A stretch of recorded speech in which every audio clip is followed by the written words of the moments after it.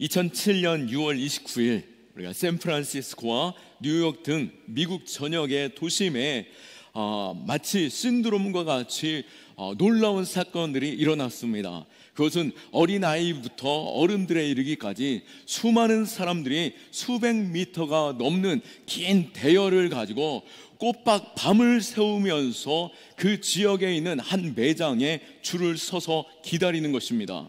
그 매장이 열리자마자 사람들은 탄성을 외치면서 축제 속에서 그 매장에 있는 한 제품을 들고 나오는데요, 이것은 6개월 전에 이것이 혁신입니다 라고 외치며 음악을 들을 수 있고 전화를 하고 인터넷을 하는 하나의 기계, 아이폰. 바로 스티브 잡스가 스마트폰을 소개하였고, 그 스마트폰을 사기 위해서 수많은 사람들이 줄을 서서 기다렸던 그 신드롬이었습니다. 그리고 그로부터 15년이 지난 지금 어떻습니까? 우리 모두 대부분 사람들은 어른에 이르기까지 다 스마트폰을 손에 들고 있고요, 이것은 우리의 모든 일상을 바꾸고 세상을 바꿨습니다. 디지털 노마드라고 하죠. 모든 사람들이 이제 스마트폰만 들면 어디서든지 내 먹고 사는 문제, 내 삶의 모든 것들에 있어서 그냥 스마트폰만 있으면 다 되는 것처럼 해결하고 있다라고 하는 것입니다. 어떤 사람들은 이 혁신을 따라가지 못함으로 인해서 원래 우리 가게는 유명했고 많은 사람들 찾아오니 굳이 인터넷에 내 가게 소개할 필요가 있겠는가 라고 할 때에 점점 사람들은 그곳을 찾지 않고, 또 처음 그 매장을 열었다 할지라도 스마트폰에서 인터넷에서 그 매장을 끊임없이 소개하고 사진을 올리면서 소개할 때에 젊은이들이 입소문이 날 때에 그 매장은 소문나는 가게, 또 부흥하는 가게가 되었던 것이죠. 이렇듯 세상은 빠르게 그 혁신을 따라갈 때 비로소 성공할 수 있게 되었습니다.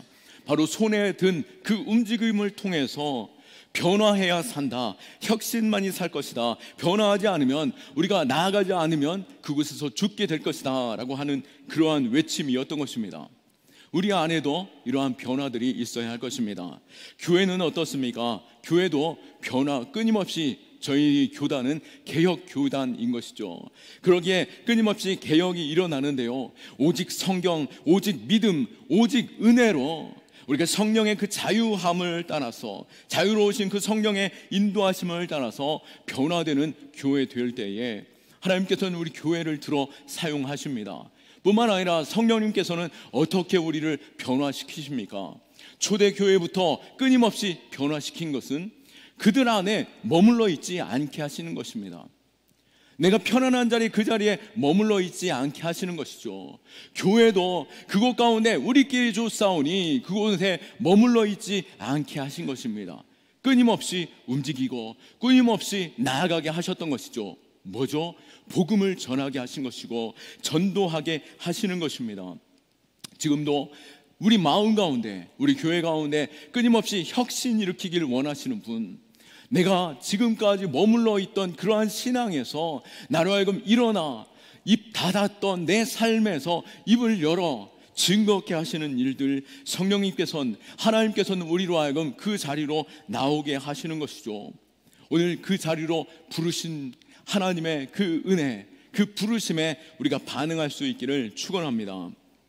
오늘 성도의 구원받은 백성으로서 그 부르심에 하나님께서는 선지자를 오늘 본문에서 일으켜 세워 이 전하는 자리, 끊임없이 흩어져 전하는 그 길로 보내신 것을 볼 수 있습니다.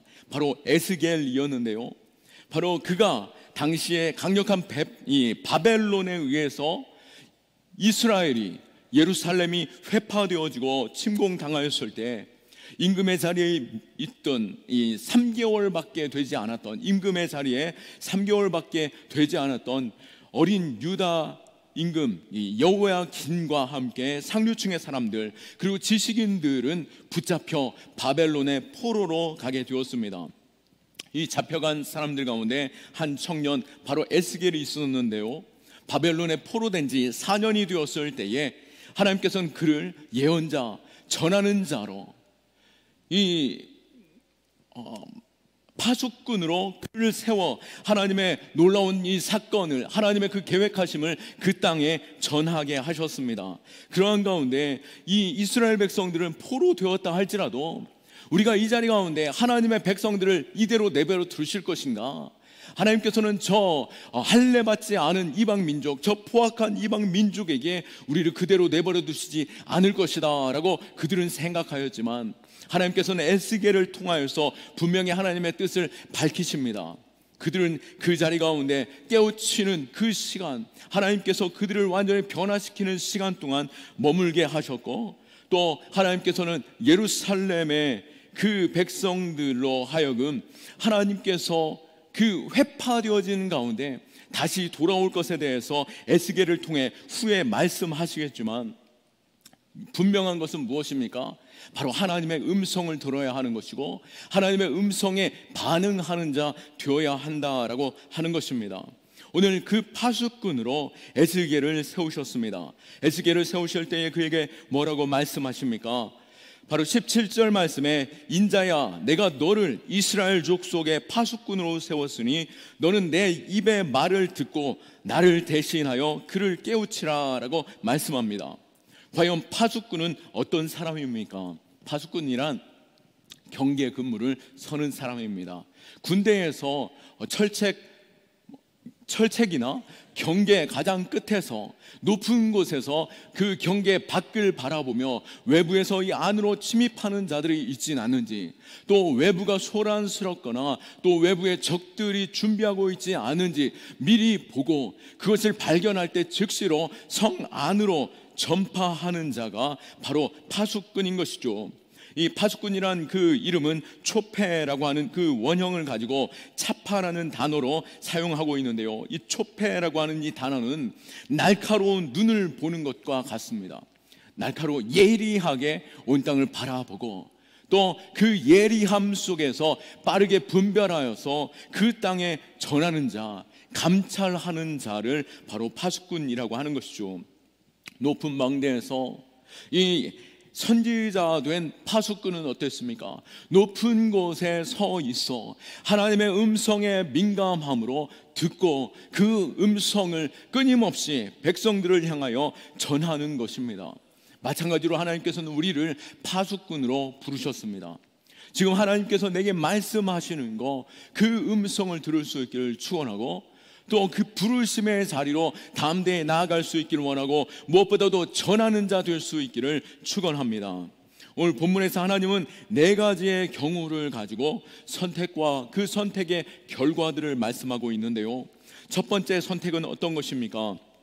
에스겔을 향하여서 악인들에게 찾아갈 때에 하나님의 말씀을 전하도록 하였는데요, 그 전하도록 하신 그 사명에 있어서 이 에스겔이 감당하지 않고 전하지 않을 경우에 대해서 말씀하십니다. 18절 말씀에, 가령 내가 악인에게 말하기를 너는 꼭 죽으리라 할 때에 네가 깨우치지 아니하거나 말로 악인에게 일러서 그 악한 길을 떠나 생명을 구원하게 하지 아니하면 그 악인은 그 죄악 중에서 죽으려니와 내가 그의 피값을 내 손에서 찾을 것이고 라고 말씀합니다.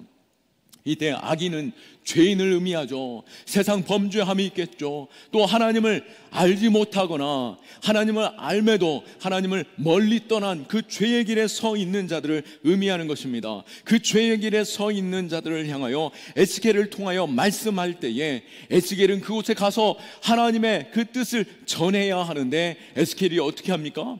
그 음성을 듣고도 전하지 않는다라고 하면은 그 손에 바로 피값을, 그들은 그들의 죄 때문에 죽임을 당하겠지만 그들이 그곳에서 죽임 당할 때에 네가 그 하나님의 뜻을 전하지 않았기 때문에 그들이 죽는 그 일에 있어서 그 피값이 너의 손에서도 찾을 것이다 라고 말씀하고 있는 것입니다.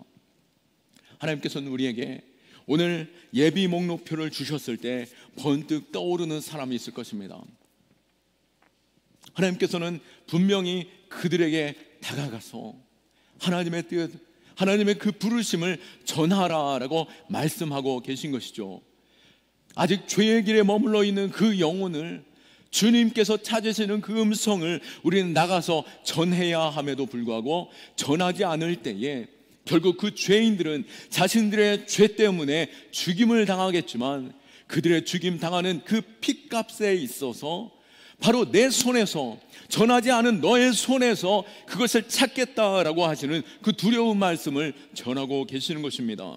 두 번째로 에스겔에게 선택에 있어서 말씀하신 것은 무엇입니까? 하나님의 말씀을 그 죄인된 자에게 하나님의 말씀을 전하였지만 그들이 듣지 않고 죄의 길에 머물러 있을 때는 어떤 결과로 나타납니까? 19절 말씀에 네가 악인을 깨우치되 그가 그 악한 마음과 악한 행위에서 돌이키지 아니하면 그는 그의 죄악 중에 죽으려니와 너는 내 생명을 보존하리라 라고 말씀합니다. 하나님께서는 우리에게 자녀로 부르시고 또 이 땅 가운데 영원한 나라의 생명과 또 이 땅에서의 하나님과 누리는 그 축복을 주셨습니다. 그런데 그 축복 안에 머물러 있는 것이 아니라 우리는 그 복을 나누는 자, 전하는 자 되어야 하는데요, 바로 죄인된 자들에게 찾아가 이 복음을 전할 때에 그 죄인이 혹 이 복음을 받아들이지 않는다 할지라도 우리가 그 복음을 전할 때에 전한 자에게 있어서 어떻게 하시겠다고요? 그 전한 것에 있어서 너에게 그 생명의 핏값을 묻지 않겠다라고 말씀하고 있는 것입니다. 우리가 그나마 그 죄인이 죽임을 당한다 할지라도, 그나마 그가 주께로 돌아오지 않는다 할지라도 우리가 맡은 그 책임에 있어서 감당할 수 있기를 축원합니다. 또 에스겔에게 세 번째로 말씀하실 때는 의인에게 찾아갈 때라고 말씀하시죠. 의인 앞에서 그에게 어떻게 해야 될 것입니까? 의인은 그 의로움으로 인하여서 야, 저 사람은 예수 안 믿어도 살 것 같다라고 하는 그런 생각을 가질 때도 있고, 또 우리 마음 가운데 부담감이 있습니다. 어떤 사람은 정말 착하게 살았고 또 나보다도 더 착하고 나보다도 더 의롭고 나보다도 더 정의롭게 사는 그 사람에게 야, 내가 어떻게 가서 복음 전할 수 있을까? 내 삶을 생각할 때에 부끄러워서 그에게 가지 못할 것 같아 라고 하면서 그 의인에 있어서 내 스스로 거부감을 가지고 멀리하고 있을 때에 하나님께서는 그 의인조차도 찾으실 때가 있는 것이죠. 그 의인이 자기 의로 살아갈 때에 하나님께서는 거치는 그를 향한 시험이 있을 수 있습니다. 그 거치는 그 순간에 그들이 하나님을 의지하지 않냐고 하나님께로 나오지 않는다면 그 거치는 순간에 그들이 죄를 범하게 되고 그 거침으로 인하여서 그 죄를 범함으로 인해서 죽임을 당하게 되겠고, 또 그 의롭다라고 하는 그 생각 속에서 내가 어떻게 그에게 갈 수 있을까라고 하는 그 생각 속에서 혹 우리가 가지 못했다라면은, 전하지 못했다라고 한다면 그 의인의 죽음의 핏값에 있어서도 나에게 묻겠다라고 말씀하고 계시는 것입니다. 그 사람의 핏값을 내가 전하지 않음으로 인하여 하나님께서 내 마음 가운데 감동 주셨고 가라라고 말씀하실 때에 가지 않음으로 인하여 그 핏값을 나에게 추궁하시겠다, 책임 추궁하겠다라고 말씀하시는 이 두려운 말씀에서 우리가 두렵고 떨림 가운데 복음의 자리로 나아갈 줄 믿습니다. 그나마 다행인 것은 네 번째 사건을 우리는 볼 때에 에스겔이 의인을 깨우쳐 죄를 범치 않게 하는 경우를 만날 수 있습니다. 한 의인이 자기 의대로 살아갈 때에 결국 하나님을 알지 못하고 또 하나님이 거치는 시험을 그에게 줄 때에 하나님을 알지 못함으로 범죄하고 죄의 길에 가는 순간 이 복음 듣자 파수꾼이 가서 하나님께로 나아가는 것, 그리고 그 범죄함에서 떠나갈 것을 요청하며 돌이키게 하는 것이죠. 혹 이 의인 가운데 신앙생활 잘 하다가 내가 진정 예수 그리스도를 만나지 못하겠지만 그가 신앙생활 잘 하다가 교회 안에서 시험 들었을 때에 권면하고 이끌어줌으로 붙들어줌으로 말미암아 그 신앙 가운데 머물러 있다라고 하는 것, 또 세상의 주님을 알지 못하는 의로운 자조차도 그에게 찾아가서 복음을 전할 때 그렇군요, 내가 살 길은, 내게 생명 주신 그 유일한 길은 오직 예수 그리스도 그 복음 안에 있군요 라고 주를 받아들이고 영접하며 그 복된 길로 갈 때에 그 영혼도 살고 나도 사는 그 은혜를 누리게 될 것이다. 내가 복의 통로 될 것이다. 그 축복의 자리에 서게 될 것이다 라고 말씀하고 있는 것입니다. 우리도 이 네 번째 경우와 같은 자 될 수 있기를 축원합니다. 우리가 죄인 된 자에게 그에게 전하지 못할 때 우리가 큰 시험 가운데 있겠지만, 또 그 심판 가운데 있겠지만, 또 죄인 된 자에게 복음을 전했을 때에 그 핏값에 있어서는 묻지 않는다라고 말씀하셨듯이, 또 의로운 자에게 전하지 않음으로 인하여 그 핏값이 내게 있지만, 의로운 자요, 그가 범죄하는 그 사실 가운데 있을 때에 그 순간 우리를 통하여 그가 바른 길로 돌아오게 된다라고 하면 얼마나 우리에게도 큰 복이 되겠습니까? 오늘 이 자리에 있는 우리 역시 하나님의 파수꾼으로 부르심 받았습니다. 구원받은 자는 모두 이러한 축복을 누리는 자 된 것이죠.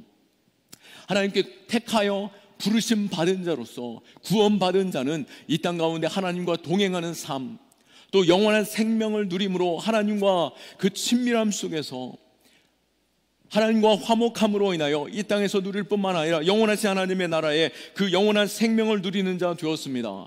뿐만 아니라 우리는 이 땅에서 그 풍요로움을, 그 풍성함을, 하나님께서 주시는 그 은혜를 누리며 살아가게 되는 것이죠. 그런데 또 하나의 복, 우리는 이 땅 가운데 축복의 열매로, 우리는 축복을 전하는 자로, 축복의 통로로 세우셨기에 우리는 그 축복의 통로의 사명을 감당하는 자 되어야 할 것입니다. 그리고 우리 또한 그 영원히 주께로 돌아오는 그 열매 맺는 자의 그 축복을 누리는 자 되어야 하는 것이죠. 이것은 에스겔에만 주신 말씀이 아닙니다. 몇몇 특별한 사람들에게 주신 그 파수꾼의 사명이 아닌 것입니다. 태초에 하나님이 사람을 창조하실 때부터 이미 우리에게 복을 주시고 또 복의 통로 삼으셨음을 믿으시기 바랍니다. 아담을 창조하시고 그에게 복 주시고 세상을 향한 복되게 하셨는데요, 창세기 1장 28절 말씀에 하나님이 그들에게 복을 주시며 하나님이 그들에게 이르시되 생육하고 번성하여 땅에 충만하라, 땅을 정복하라, 바다의 물고기와 하늘의 새와 땅에 움직이는 모든 생물을 다스리게 하라 하시니라. 아멘. 아담에게 복을 주셨을 뿐만 아니라 그로 하여금 온 땅 가운데 충만하게 임하며 하나님의 그 축복을 흘려보내고 또 그 축복 안에 거하게 하고 그 축복을 누릴 수 있도록 하는 통로 삼아 주신 것이죠. 이것은 아담뿐만 아니라 아담이 범죄한 후에 아브라함을 부르셨을 때도 마찬가지였습니다. 창세기 12장 2절 말씀에 내가 너로 큰 민족을 이루고 내게 복을 주어 내 이름을 창대하게 하리니 너는 복이 될지라. 너를 축복하는 자에게는 내가 복을 내리고 너를 저주하는 자에게는 내가 저주하리니 땅의 모든 족속이 너로 말미암아 복을 얻을 것이니라 하신지라. 아멘. 하나님께서는 우리에게 부르심에 복을 주셨을 뿐만 아니라 우리로 복의 통로 되게 하셨습니다. 아브라함으로 하여금 그를 축복하는 자가 축복을 누리고 그를 저주하는 자는 저주 가운데 있게 된 것 같이 그의 모든 삶을 통해서 사람들에게 복되게 하시는 것이죠. 우리의 삶 역시 이러한 복의 자리에 있기를 축원합니다. 이것은 구약에만 있지 않습니다. 신약에서도 마찬가지죠. 예수님께서 제자를 부르실 때 어떻게 부르셨습니까? 마태복음 4장 19절에 말씀하시되 나를 따라오라, 내가 너희를 사람을 낚는 어부가 되게 하리라 하시니. 아멘. 제자들을 부를 때 처음 어부의 삶으로서 나 혼자 내 가족만 먹고 사는 일을 선택하여 살아가고 있었지만 그들을 부르시며 이제는 어떻게 해요? 사람을 낚는 어부로서 내가 하나님의 복을 누릴 뿐만 아니라 문 영혼들이 하나님께로 나올 수 있도록 예수 그리스도를 통하여 주께로 나올 수 있도록 이끄는 자, 사람 낚는 어부로 삼으신 것이죠. 이 일에 있어서 예수님께서는 그 제자들 곁을 떠나시면서 또한 사명을 주십니다. 마태복음 28장 18절에서 20절 말씀에 예수께서 나와 말씀하여 이르시되 하늘과 땅의 모든 권세를 내게 주셨으니 그러므로 너희는 가서 모든 민족을 제자로 삼아 아버지와 아들과 성령의 이름으로 세례를 베풀고 내가 너희에게 분부한 모든 것을 가르쳐 지키게 하라. 볼지어다 내가 세상 끝날까지 너희와 항상 함께 있으리라 하시니라. 아멘. 전하는 자가 없이 어찌 복음을 들을 수 있겠습니까? 바로 예수님께서는 제자들을 파송하시며 그들에게 권능 주셨고 축복 주셨으며 온 땅 가운데 흩어져 그 민족으로 주께로 나올 수 있는 복을 누리게 하신 통로 삼아 주신 것이죠. 그러기에 전하지 않으면 온전한 복을 누릴 수 없는 것처럼 우리는 또 그들이 복받지 못하는 것에 있어서 내 손에 그 핏값을 물으실 수 있음을 우리는 그 아는 가운데 맡겨주신 그 사명을 감당할 수 있기를 축원합니다. 이런 일화가 있었는데요, 우리는 본 웨퍼 목사님을 우리가 기독교 역사상에서 만날 수 있습니다. 이 본 웨퍼 목사님은 독일의 히틀러가 끊임없이 사람들을 죽이고 전쟁 가운데 모든 민족들에 있어서 이 무죄한 그 피를 너무나도 많이 흘린 그 죄를 범할 때에 이 본 웨퍼 목사님을 비롯하여 몇몇 이 기독교 단체, 기독교 신자들이 이 히틀러를 암살하기 위한 끊임없는 계획과 또 그 계획 속에서 죽이려고 하였습니다.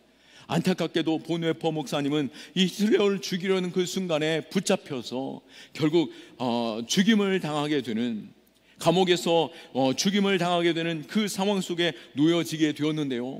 그런데 본 웨퍼 목사님이 사형을 당하기 얼마 전 꿈속에서 이러한 모습을 보게 되었습니다. 어떤 것이었냐면 바로 하나님께서 히틀러를 심판하시는 것을 보게 된 것이죠.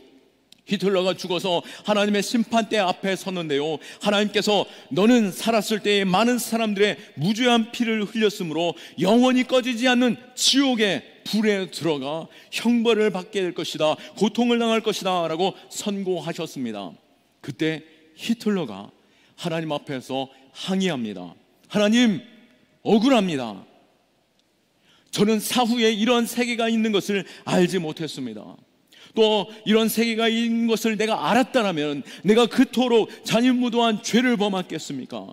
그리고 어떤 누구도 나에게 예수 믿으라고 전도하지 않았기 때문에 나는 이 지옥과 천국을 알지도 못하였고 그 길도 알지 못하였기에 나는 억울합니다. 이러한 환상 속에 본 웨퍼 목사님은 꿈에서 깨게 된 것이죠. 그리고 본 웨퍼 목사님은 그 자리에서 하나님 앞에 회개한 것이었습니다. 내가 이 히틀러를 잡아 죽일 생각만 하였지 그에게 한 번이라도 복음을 전하려고 노력하진 않았구나라고 하며 하나님 앞에 회개한 것이죠. 야고보서 4장 17절 말씀에 그러므로 사람이 선을 행할 줄 알고도 행하지 아니하면 죄니라 라고 말씀하셨습니다.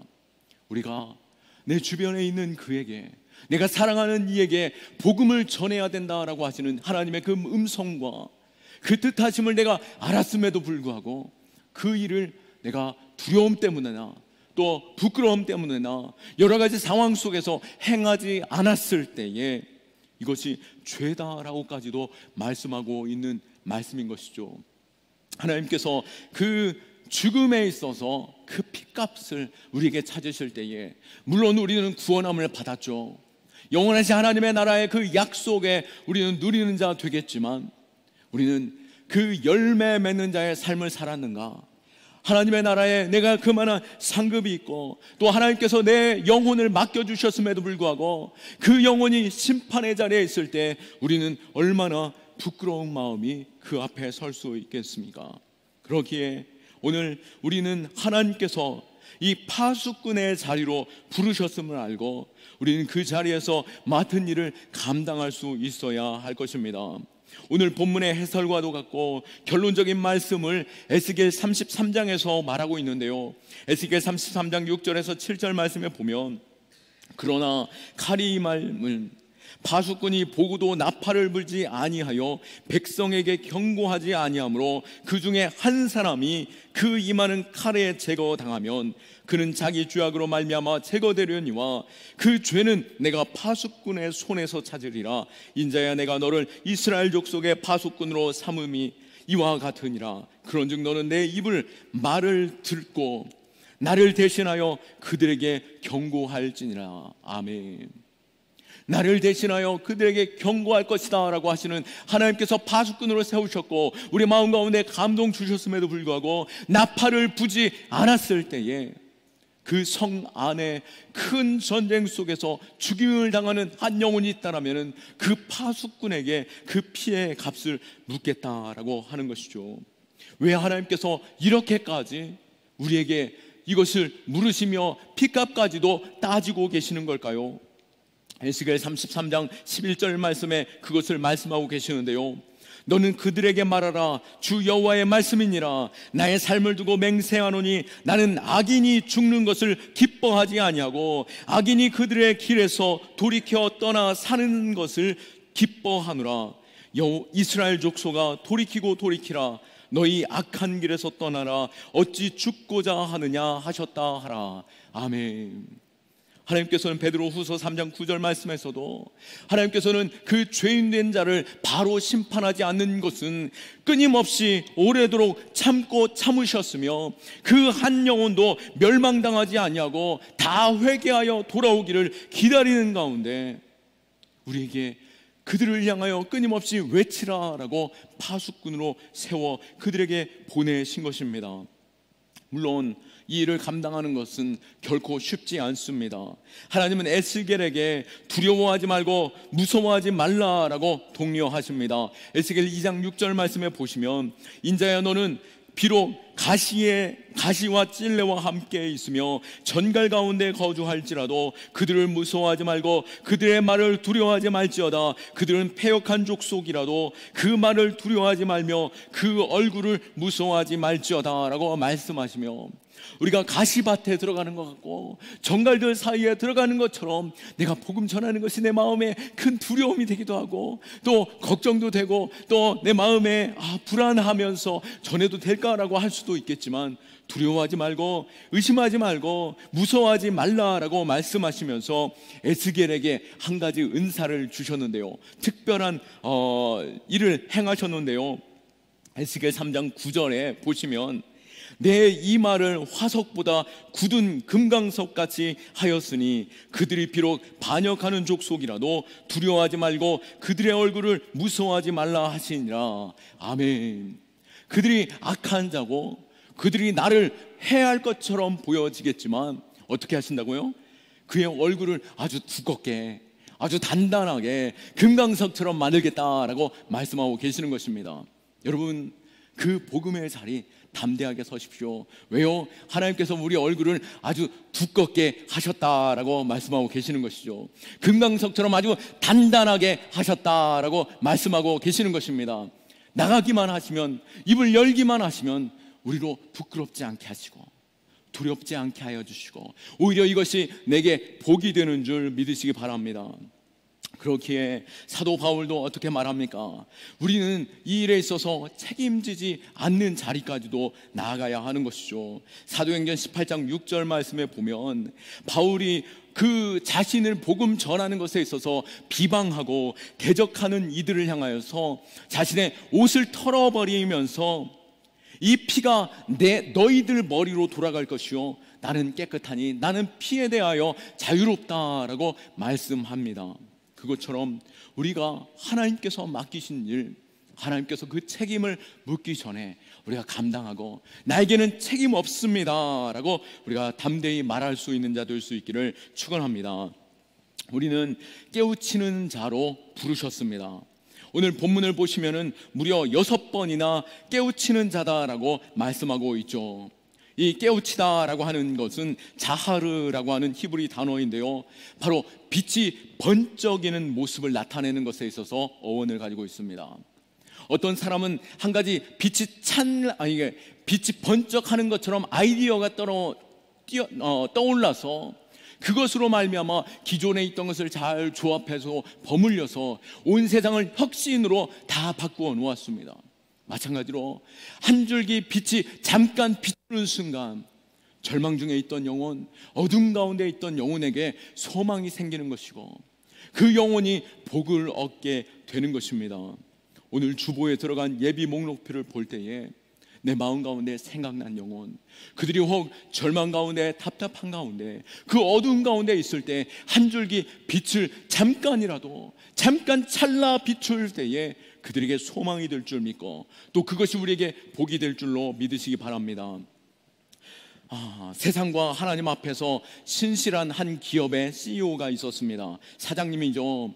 전도를 무척 하고 싶었지만 마음에 큰 부담감이 있어서 한 번도 전도하지 못했습니다. 그러다가 한 번 주일에 복음 전하는 말씀을 전할 때에 내가 올해만큼은, 내가 이번만큼은 꼭 전도해야겠다 마음에 다짐을 가졌습니다.